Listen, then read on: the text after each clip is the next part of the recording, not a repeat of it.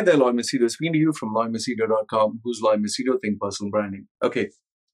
Yesterday, I had, I think, the fourth conversation with yet another person who lives in the UAE. Now, this is an editor, journalist, writer, person involved in the media, news, okay, TV. So, there's 4-5 individuals that I spoke to over these past few days. One after another, they kind of gave me a really sad picture about what is happening in the UAE. Now, this is not gloom and doom about UAE, rather it's reality. I'll tell you a simple thing, okay? Simple. Go to any newspaper of UAE, Gulf News, Khalij Times, National. These are the three main. What are the headlines that you see? Normally, you would see something of e-visa, green visa, gold visa, okay? Or they'll speak to you about Dubai rents. I've not checked the headlines today, but I'm telling you. Or it'll be something about rents. Or it'll be something about jobs, salaries are increasing like crazy. Or rents, oh, they're going higher. Oh, how am I paying 100,000 dirhams every year for an affordable housing? Okay. If you actually look into all this, fine, it is news. But the question is it really the news that you want to read? Oh, Salik is going to start, you can buy the IPO and all that. All of a sudden, the news has become pretty vanilla. They are only speaking to you about news that is very positive, happy, and generic stuff. Which restaurant to eat food, stuff that you'll not care about, where to eat food, where is the shopping, where is the discount, where is the, e-visa, gold visa, silver visa, bronze visa, talent visa, retirement visa. And before you know it, I think they'll come poop visa, shit visa, crap visa, expired visa. I mean, all of a sudden you begin to wonder, like, is this newspaper or is this a tabloid? Is this like one of those relaxing magazines? In fact, the only news which they will put is taken from Reuters or something, Queen, something has happened, or a world event, or, something happened in Jordan, or, some positive news, okay, of Israel, nothing controversial, or something that happened in USA. Now, why am I bringing this up? All of a sudden, there is no discussion about anything serious that is happening in UAE. For example, yesterday, a friend of mine, he shared with me this Al Jazeera news link, which says, mass firing in UAE newspaper raises concern, censorship concern. The closure of Al Roeya reflects the limits set on freedom of speech and local media in UAE. The story reads, an Emirati newspaper ran a story about how citizens were struggling with higher fuel prices this summer. Within weeks of this paper's print edition, it has been shut down. Dozens of employees were sacked. Okay. Now, I got in touch with one person from this place, but the majority, I got in touch with the ex-employees of Gulf News and some other publications. Obviously, the other ones, they didn't want me to say where. Now, the people who have resigned from Gulf News or been terminated, the entire, the creme de la creme, the really gifted, talented people, the people who are really called journalists, really called writers, they've all in one sweep, they've all gone, new management has taken over, and they've bought their own bum chums in place. Okay. It's really become sad. In fact, the thing that shocked me the most, I'll tell you what shocked me the most, is not this publication of this article that, okay, these people were terminated, mass firing. This is but obvious. But the thing that really shocked me was all the journalists, all the reporters, all these editors, this is what they told me. They said, Roy, it's no longer worth being a journalist. It's no longer, worth the risk, the effort, the hard work, the creativity to come up with an article that has real substance. In fact, some of the journalists, they told me, "Roy, for example, I'll spend 6 months to 1 year uncovering a really shocking scam or a scandal or something that is really wrong. And after I present it to my senior editor, he will look at it, he'll say, no, we can't publish this." Or if he says yes, it goes to his senior, no, we can't publish this. Or finally, if all of them say yes, the managing editor says, no, sorry, we don't want any hassles. No. And then in some cases, I obviously cannot point the exact story. In one particular case, the guy got a shocking story, a real shocking story of a massive scam that is happening with a very big brand in UAE. They had the story ready, they had everything ready, photographs, video evidence. And when this was going to be published, the person who they are planning to expose, this company, they make a large donation to the newspaper, a very large one, substantial one, as a sponsorship. And everything that was negative in the report is now flipped over and made positive as a news update. And the person who did the hard work, the person did, I think, for nearly 8 months, 6 to 8 months. This very same person was asked to go to the very same guy whom he exposed and conduct an interview and show him in a positive light. In other words, the owner of that company showed this reporter, this journalist, the middle finger and told him, "You are below me. You can't expose me. I have the money, I have the power. You can't do jack shit." Just imagine if you are in his place, how would you feel? Now, this is not me trying to shit all over UAE and say, "Oh, see, UAE is evil regime and all that." It happens in Saudi, it happens with Qatar, it happens with Bahrain, Oman, all these Middle East countries. In fact, it's become globally. At least in UAE, you don't get shot dead if you reveal something. In some other countries like Mexico, you'll get killed. In India, you'll get an FIR. In Pakistan, you might get jailed and then killed. Africa, chopped, your hands, legs, whatever. Saudi, jailed for life. America, they'll sue you. It seems to be happening everywhere. Now the question is, which news do you actually subscribe to? Which news do you actually believe? Do you believe the WhatsApp gossip that people share on WhatsApp? Do you believe what is being published in the media? Can you trust the media that they'll come out with fair news, or are they worried about revenue? Because obviously you need revenue to run a business. Would you make your news in such a way that people would sponsor you so that you can at least run your business? Or would you run against the establishment, show the world real news, but then only to lose sponsorship?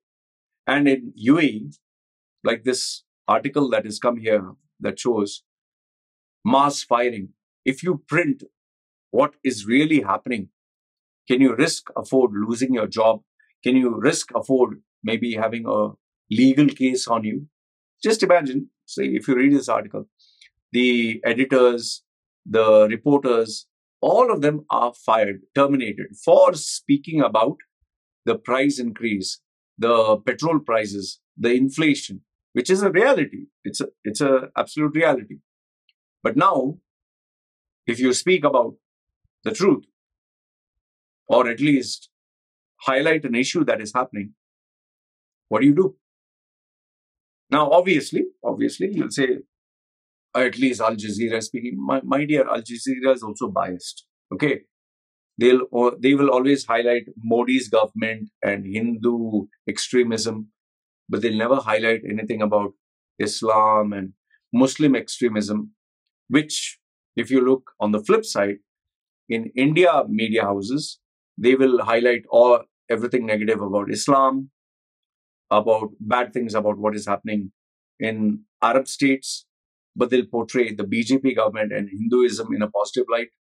And then if you show American media, in United States, US is a leader, US is the greatest, US is infallible, and all other countries, Iranian regime, evil Russia, the cesspool in Venezuela, but they are good people. So now, when you scratch your head, you begin to wonder, and bloody hell, what is the answer? If you read Russian newspaper, they portray Russia in a positive way, but US in a negative way. If you read a US publication, Russia is evil, US is good. So now the question is, what is the solution? I sat, I'll tell you, I sat and thought about it, and I realized the only way we can get a solution to this, the only way is whereby you should have a approach where you look at a newspaper you like and a newspaper you don't like, a media company you agree with and a media company you disagree. Take everything. For me, I check Reuters, I check CNN, BBC, India Today, Hindustan Times, Scroll In, every newspaper. I'll check all of them. The same incident, I'll read different versions of it. And then I'll try to come up with my own understanding. What is right, what is wrong.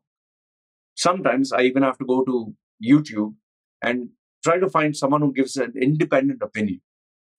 Now the question is, are they right? Are they wrong? I don't know. Let me give a very simple, extremely simple question. We celebrated 9/11, right? September 11. Until today, everyone says, let's never forget the Twin Towers. It got hit by the airplane. They both came crashing down. What about the third tower? Have you hit? This camera is moving again. This camera, I always have a problem. Don't move. Okay. And then let me put it up. Okay. Thank you. Okay. Now, the Twin Towers, one got hit by an airplane. Fine. Second one got hit by an airplane. Fine. And because they got hit by an airplane, they collapsed. Fine. I believe you. What about the third tower? The one that had all the video, all the, evidence and all that. How did that crash? Nothing. How did it collapse? Nothing crashed there, right? See? And why did they destroy all the evidence and not allow anyone to check? So, September 11, a few guys, Arab guys, along with Bin Laden, in the mountain with no internet, hardly anything, with just guns, they overtook the most advanced country with advanced technology. We should believe that story, right? Or let's say Jeffrey Epstein. Okay. Oh, he just died. He killed himself. And that book, which has all the names, oh, we don't know where it went. You remember there was a disease that came, and then there was a vaccine that came. What all? They said, oh, you breathe this, you do that, you take this, you take that. And now when you look at it, everything, people's channels got blocked. They were not allowed to speak. And the funny thing, what they said actually happened. So now who do you believe? Do you believe Facebook? Do you believe YouTube? Do you believe Twitter? What about the cancel culture? What about the woke? If you go into this, it's never ending. So now comes the most important question. So now what do we do? Who do we believe? I wish I could give you an answer and say, this is the solution. Read this paper or refer this website.